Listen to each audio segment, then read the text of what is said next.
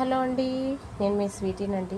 ఈరోజు ములక్కాయ మామిడికాయ, ఇది ఈ కాలంలో మామిడికాయలు ఎక్కడెక్క అనుకోవచ్చు. పునాసకాయ అండి. ఒక చిన్న కాయ వేస్తే చాలు. ఈ టెంకి కూడా దాంట్లోనే వేస్తాను. ఇది ఉడికి చాలా టేస్టీగా ఉంటుంది అన్నమాట.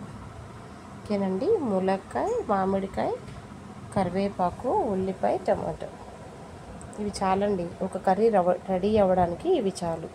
మిస్ అయింది ఒక్కటే, మిర్చి. ఓకేనా అండి, అది మేము తినము, అందుకే వేయలేదు. ఈ కర్రీలోకి అది అంత టేస్ట్ ఉండదు అందువల్ల. ఓకేనా అండి. ఇప్పుడు దీన్ని ఎలా రెడీ చేద్దామో చూద్దాము. కొంచెం ఆయిల్ వేసుకొని, అంటే కొంచెం కాదండి, సరిపడా వేసుకుందాము. ఒక 2 స్పూన్ల లాగా.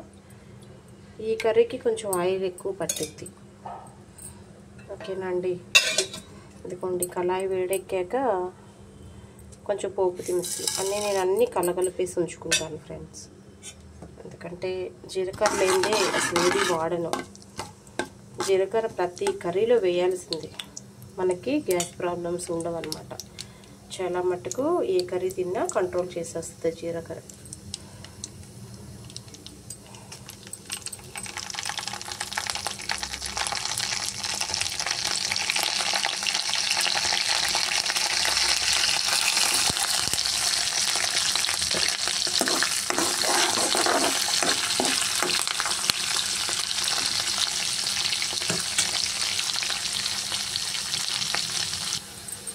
ఇదిగోనండి, కొంచెం వేగుతున్నాయి కదా, ఇది చాలండి. ఎందుకంటే ఇంకా ఈ టమాటా ముక్కల్లో వాటిల్లో ఇంకా కొంచెం ఉడుకుతాయి అన్నమాట.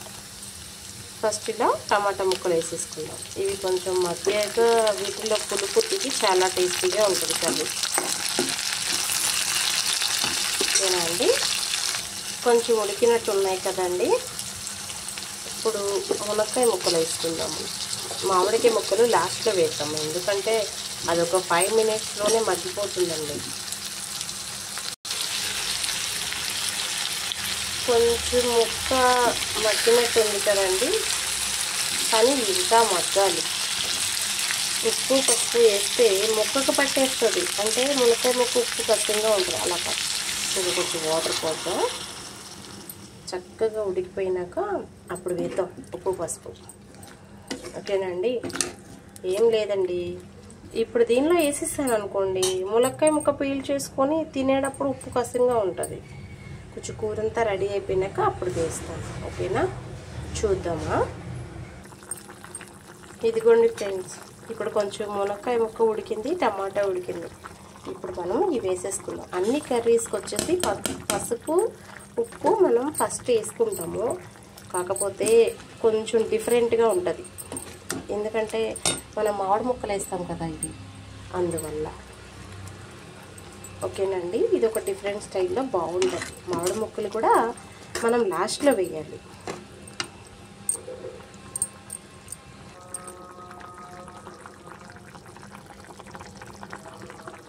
ఇప్పుడు మనం దగ్గరకు వచ్చింది పులుసు. ఇప్పుడు వేసేసుకుందాము. ఈ మామిడికాయ ముక్కలు కూడా చక్కగా గ్రేవీ అవుతాయి అన్నమాట. ఈ టెంకి చాలా ఇష్టం ఫ్రెండ్, నాకు చాలా బాగుంటుంది ఉడికినాక. ఓకేనా అండి.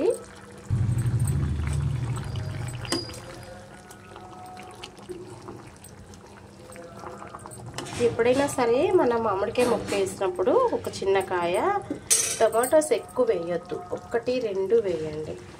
టమాటా ములక్కాయకైనా సరే టేస్ట్, అంటే ఒకటే ఐటెం వేయచ్చు కదా అండి అనుకోవచ్చు, కానీ దాని టేస్ట్ దీని టేస్ట్ కలిస్తే ఒక డిఫరెంట్ స్టైల్లో మంచి టేస్ట్ వస్తుంది అన్నమాట. ఓకేనా అండి.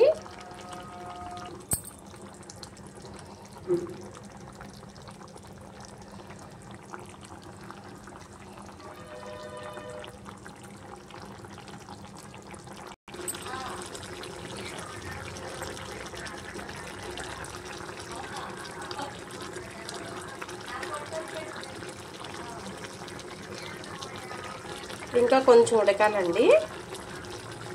ఇంకా కొంచెం ఉడికితే మనకి కర్రీ రెడీ అయిపోతుంది. బాగుంది కదండి, కలర్ఫుల్గా ఉంది కదా. మామిడికాయ ముక్కలు మనం ఒక 10 మినిట్స్ ముందు తింపుతాము అనగా అప్పుడు వేసుకుంటే సరిపోతుంది. కాకపోతే మంచి టేస్టీగా ఉంటుంది కర్రీ ఇలాగా. దీంట్లో ఎగ్స్ కూడా ఉడకబెట్టి వేసుకోవచ్చు అనమాట. చాలా బాగుంటుంది. మామిడికాయ ములక్కాయ కోడిగుడ్డు కర్రీ అంటారు కదా, అదే ఇది. కాకపోతే అవి డైరెక్ట్ ఉడకబెట్టినవి వేయకుండా గుడ్లని వేపుతారు. కొంచెం పసుపు వేసి ఆయిల్లో వేపి కలిపితే ఈ కర్రీలో మంచి కలర్ఫుల్గా ఉంటాయి ఎగ్స్ కూడా. దీంట్లో చాలా బాగుంటుంది. ఏదన్నా మనకి ఫ్లోర్ బాగాలేదనుకోండి, పుల్లగా ఒక కాయ దీంట్లో వేసుకొని మామిడికాయ ఇలా చేసుకుంటే చాలా టేస్టీగా ఉంటుంది. ఇవ్వండి, టెంకి కూడా చక్కగా చీకేసి తినేయచ్చు.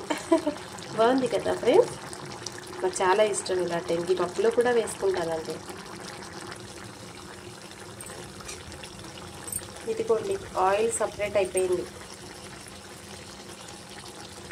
చక్కగా ఆయిల్ లాగా పైకి వచ్చేస్తుంది చూడండి.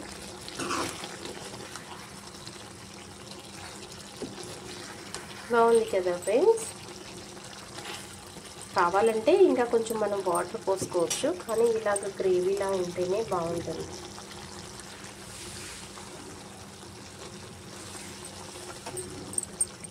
వేడి వేడి ములక్కాయ మామిడికాయ కర్రీ రెడీ అయిపోయిందండి. ఇప్పుడు ఇంకా చక్కగా వేడి వేడి రైస్లో వేసుకొని చక్కగా తింటుంటే చాలా అంటే చాలా అద్భుతంగా మంచి టేస్టీగా ఉంటుంది. ఓకేనా అండి? నా వీడియో నచ్చితే లైక్ చేయండి, షేర్ చేయండి, సబ్స్క్రైబ్ చేయండి ఫ్రెండ్స్. ప్లీజ్ అండి, ప్లీజ్ సబ్స్క్రైబ్ అండి.